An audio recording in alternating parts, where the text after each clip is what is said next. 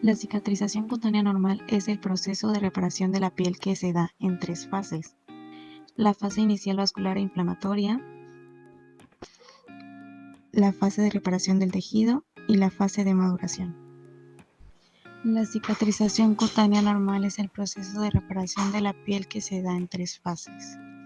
La fase inicial vascular e inflamación, la fase de reparación del tejido y la fase de maduración. La fase inicial vascular inflamatoria es la respuesta inmediata del cuerpo a un daño en el tejido. Se caracteriza por una vasoconstricción, la agregación de plaquetas y la coagulación. En esta se produce un coágulo de fibrina en la herida y al mismo tiempo llegan células inflamatorias que garantizarán su limpieza posterior. La segunda fase es la fase de reparación del tejido o fase proliferativa. En esta segunda fase de la cicatrización se forma una red de fibras que fortalece poco a poco la herida. Esta fase comienza después de la inflamación y se concreta en alrededor de 2 semanas. Una de las características de esta fase es que la zona puede estar enrojecida durante mucho tiempo, puede haber cierto dolor al final de cada movimiento y se puede perder sensibilidad a la palpación. La tercera fase es la fase de maduración o remodelación de la cicatriz. Es la etapa final en la que se deposita colágeno en la herida. Esta fase puede durar hasta 2 años. Sus principales características es que la piel se reorganiza y las fibras de colágeno se reordenan en la cicatriz. La herida presenta más resistencia y aumenta gradualmente a lo largo del injerto, y la cicatriz se va encogiendo y se vuelve menos notoria. Los principales participantes en la cicatrización cutánea son las células sanguíneas que causan la adherencia y activación plaquetaria, los queratinocitos que hacen la migración de las células epiteliales a partir de los bordes, los fibroblastos que hacen la proliferación de estos y las células endoteliales que hacen la migración de las células a partir de los vasos sanos para la próxima herida. Buenos días, ahora les voy a hablar acerca de la cicatrización patológica. Esta se refiere a la forma en la que el tejido cicatriza de forma anormal, lo que puede llevar a complicaciones estéticas y funcionales. Existen dos tipos principales. La principal es la cicatrización excesiva. Esta se manifiesta cuando el tejido cicatricial se forma en exceso, resultando en cicatrices más grandes y prominentes de lo normal, como lo que son las queloides. Estas cicatrices pueden ser elevadas, firmes y a menudo son de color más oscuro que la piel circundante. Pueden causar molestias y en algunos casos como picación o dolor. La cicatriz queloides es una que se extiende más allá de los límites de la herida original. Suele ser elevada, como había mencionado. Son comunes en personas con piel más oscuras y pueden aparecer semanas o meses después de la lesión. A menudo no se curan por sí solas y tienen un tratamiento a seguir. La otra cicatriz en este mismo apartado es la cicatriz hipertrófica. A diferencia de la queloides, estas cicatrices son elevadas, pero no se extienden más allá de la herida original. Pueden ser rojas, moradas y a menudo mejoran con el tiempo, volviéndose menos prominentes. Sin embargo, esta puede causar molestias y picación.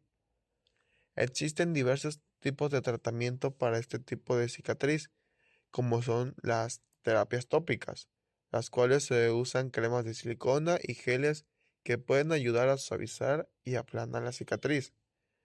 Otro serían las inyecciones de esteroides, las cuales reducen la inflamación y el tamaño de la cicatriz. Ya en casos severos se puede considerar una cirugía, la cual es la extirpación de la cicatriz y la reconstrucción de piel. Por último, y un caso que últimamente se ha ocupado mucho, sería el tratamiento con láser, ya que esta ayuda a mejorar la apariencia de las cicatrices y a reducir la pigmentación. El siguiente tipo de cicatrización es la cicatrización retráctil. Este tipo de cicatrización ocurre cuando la piel se contrae excesivamente durante el proceso de curación, lo cual puede limitar el movimiento y afectar la función de las estructuras subyacentes. Es común en quemaduras o lesiones extensas, donde la piel se tira hacia adentro, creando zonas de tensión y restricción en la movilidad, lo cual puede afectar la función de músculos y articulaciones. Los efectos de esta cicatriz pueden ocasionar problemas funcionales, como la reducción de rango de movimiento y la deformidad estética. En algunos casos pueden afectar la circulación sanguínea y la función nerviosa en la zona afectada. Los tratamientos para este tipo de cicatrización pueden variar. Incluyen la fisioterapia, que es para mejorar la movilidad y el rango de movimiento. Los dispositivos ortopédicos. Estos ayudan a mantener la posición adecuada y a prevenir la contracción. Y en casos ya severos, la cirugía, para liberar la tensión y restaurar la función normal.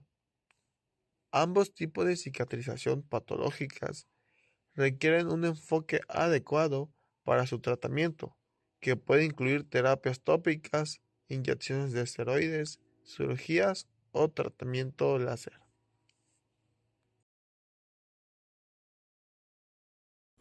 Buenas tardes, mi nombre es Abel de Jesús. Yo les voy a hablar sobre la cicatrización de primera intención. Esta se divide en 3 fases. La primera fase es la fase inflamatoria. Esta varía de los 0 al 5 días. Esta fase ocurre inmediatamente después de la lesión. Aquí en esta fase los vasos sanguíneos se dilatan, formando una vasodilatación. Esto más que nada sirve para la llegada de las células inmunitarias, que estas células son las encargadas de defender al organismo contra infecciones. En la segunda fase es la fase proliferativa. Esta varía de los 4 a los 21 días. Aquí los queratinocitos, que es la célula más abundante de la epidermis, comienza a migrar para cerrar la herida. Los queratinocitos también proporcionan la resistencia a la piel, al cabello y las uñas. También en la fase proliferativa tenemos a los fibroblastos, que estos son los responsables de producir el colágeno y la elastina. Aquí los fibroblastos más que nada producen el colágeno tipo 3, que es el que da soporte a la estructura temporal. También tenemos que son los responsables para la estructura y la elasticidad del tejido. Y por último tenemos la fase 3, que aquí es la maduración, o mejor dicho, remodelación. En esta varía de los 14 hasta que la cicatrización esté completa. Aquí el colágeno tipo 3, que como había mencionado, es el responsable de la elasticidad y la flexibilidad, se reemplaza por el colágeno tipo 1, que este es el más resistente, es el más abundante en el cuerpo. También la cicatriz se fortalece y reduce su tamaño. En esta fase también puede llegar a alterarse si el paciente tiene infecciones, por ejemplo, enfermedades crónicas como la diabetes o desnutrición. Les voy a hablar sobre cicatrización por segunda intención. En este caso, esto ocurre cuando la herida no cicatriza por unión primaria. Se lleva a cabo un proceso de cicatrización más complicado y prolongado. La cicatrización por segunda intención, esta va a ser causada por infecciones, por trauma excesiva, por pérdida o aproximación imprecisa del tejido. En este caso, la herida puede dejarse abierta para permitir que cicatrice desde la capa profunda hacia la superficie exterior, es decir, que va a empezar desde la hipodermis para terminar en la epidermis, y es así como va a ir cicatrizando poco a poco. En este caso se va a formar lo que es un tejido de granulación que contiene miofibroblastos y cierre por contracción.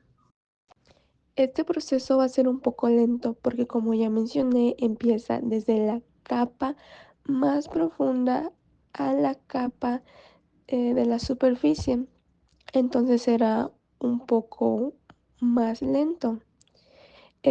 Habitualmente se forma tejido de granulación y cicatriz, que el tejido de granulación, este es un tipo de tejido conjuntivo que se va a formar cuando la piel va cicatrizando.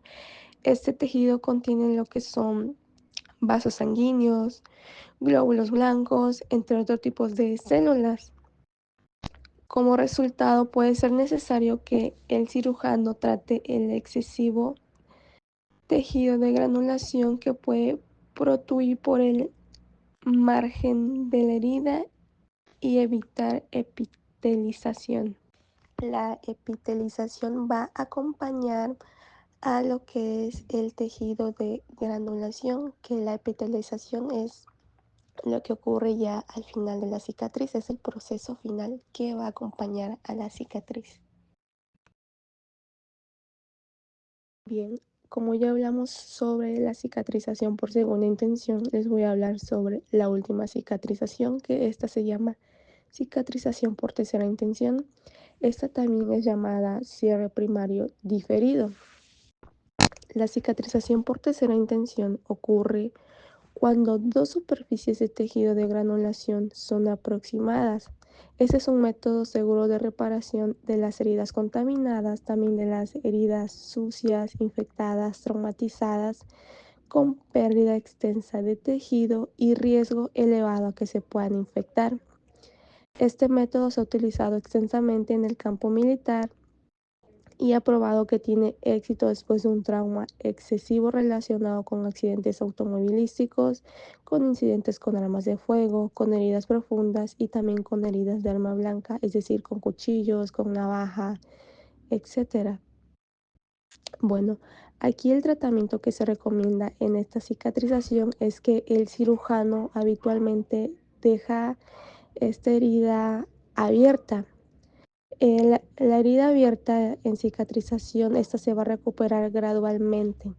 La suficiente resistencia a la infección que le permite un cierre no complicado. Generalmente esto se lleva a cabo de 4 a 6 días después de la lesión. Este proceso se caracteriza por el desarrollo de yemas capilares y tejido de granulación. Cuando se lleva a cabo el cierre de esta cicatrización, los bordes de la piel y el tejido subyacente deben aproximarse y asegurar con precisión la cicatrización. Entonces, en esta cicatrización, como ya se mencionó, pues se deja abierta en sí para que pues el sistema autoinmune vaya desarrollando lo que son las defensas correctas para que cicatrice bien la herida.